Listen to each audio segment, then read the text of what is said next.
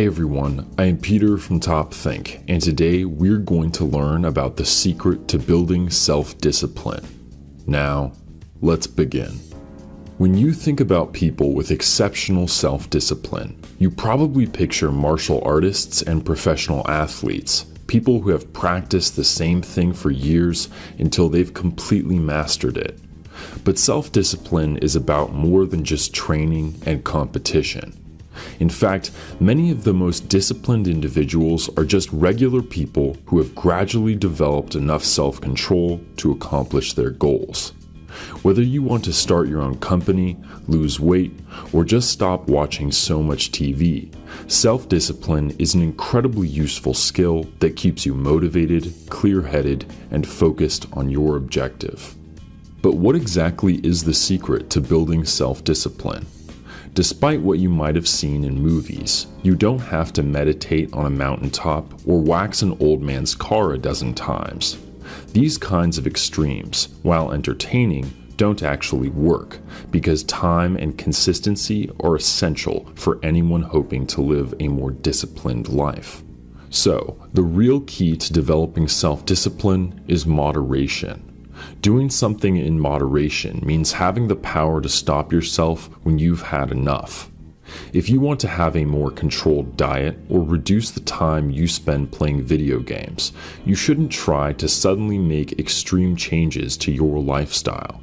Instead, focus on moderating your behavior, reducing your bad habits little by little to develop the kind of self-discipline that will last a lifetime. So how do you put all of this into practice? Here are 7 strategies you can use to master self-discipline.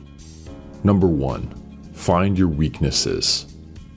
No matter what kind of bad habits you have, the first and most important step toward becoming a more disciplined person is identifying and accepting your weaknesses. The simple truth is that everyone in the world has a weakness for something, whether it's eating junk food, drinking too much coffee, or spending money you don't have.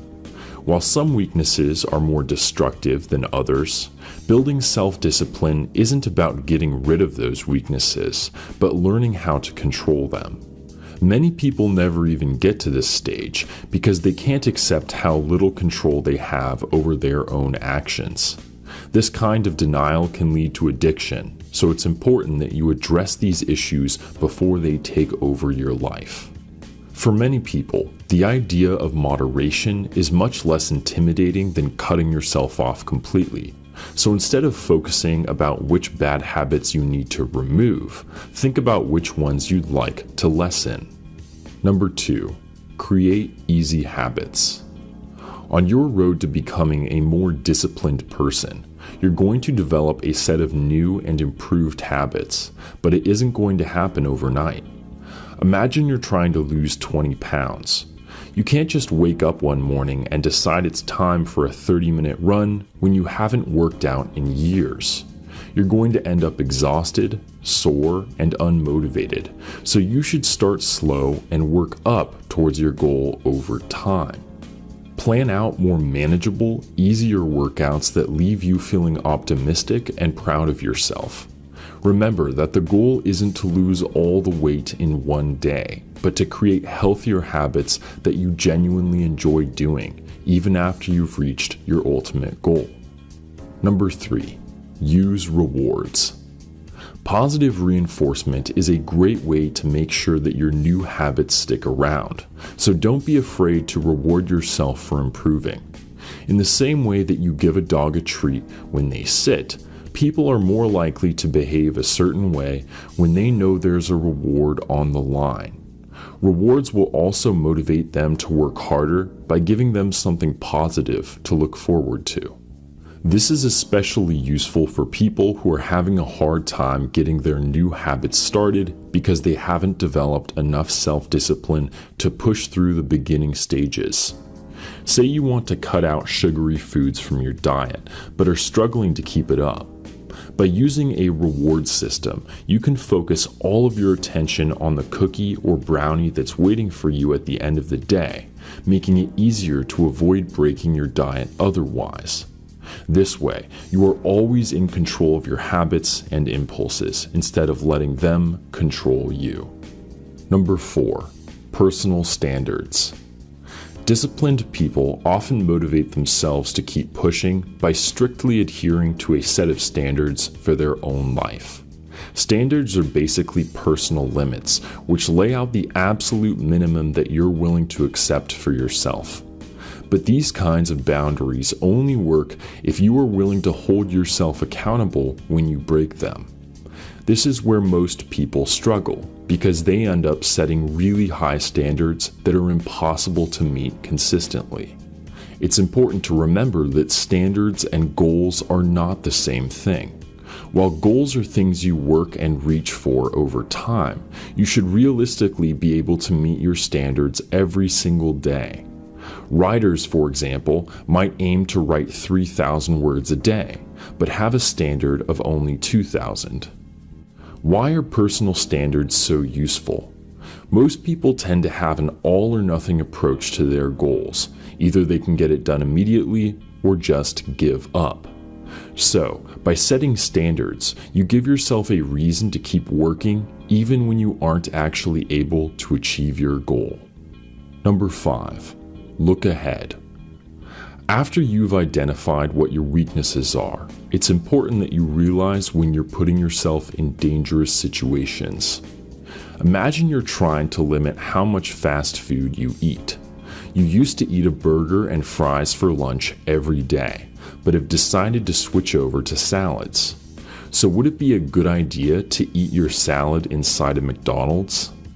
My point is that you should recognize situations where your weaknesses might get the best of you and avoid them. If you want to stop getting distracted by your phone at work, for example, turn it onto airplane mode at the beginning of the day, or leave your phone in your bag to make sure you couldn't get distracted even if you wanted to. Of course, there are certain times when it's impossible to avoid your weaknesses, so make it easier on yourself by planning ahead.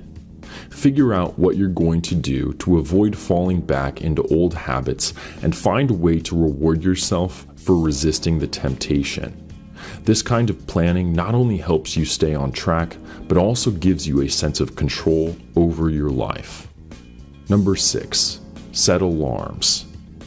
Time is a slippery slope when it comes to bad habits. If you tend to watch too much TV, play too many video games, or waste hours on social media, you know how easy it is to justify spending a few more minutes to complete a mission or watch the rest of an episode. But a few minutes can easily turn into a few hours, and before you know it, you've used up the whole night. So how can you use moderation to make sure this doesn't keep happening? Most people tend to focus on removing the TV and video games, getting rid of them even though they weren't the problem in the first place. The real problem is how much time you spend on them. In other words, you can keep playing the games you love as long as you stay within a set time limit. Next time you start up any game, set an alarm for 1 hour and make sure you turn the volume all the way up. The goal here is to force yourself to physically acknowledge when you've hit your limit and stop there. If you want to take it one step further, put your alarm across the room so that you have to put the controller down and stand up to turn it off. That short walk across the room gives you the chance to reset and consider your priorities instead of mindlessly playing for another hour. Number 7. Make adjustments. Every person's path towards developing self-discipline is unique. Sure, there are a lot of very specific plans out there which have worked wonders for other people, but that doesn't necessarily mean they'll do the same things for you. Elon Musk might have developed self-discipline and boosted his productivity by planning every moment of every day. But other just as successful people might find this approach suffocating and unproductive. So instead of just copying what your favorite celebrity is doing, you should build a routine that is designed for your individual goals, strengths, and weaknesses. If you know you're significantly more energetic at night, Don't force yourself to work out first thing in the morning just because other disciplined people prefer it that way. As long as you are consistently setting and achieving goals, you'll develop the kind of unbreakable self-discipline